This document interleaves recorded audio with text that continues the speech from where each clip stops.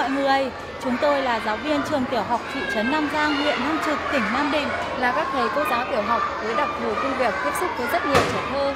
Chúng tôi luôn cần có một tâm thế thật vui tươi để truyền cảm hứng cho các con trong từng tiết học. Chính vì thế, cô trò chúng tôi luôn tích cực tham gia các hoạt động thể dục thể thao, khiêu vũ cùng với các con học sinh trong các giờ giải lao. Và xin mời mọi người cùng đến với bài khiêu vũ 24 bước nhảy kết hợp với cha cha cha cùng với chúng tôi nhé. Xin mời!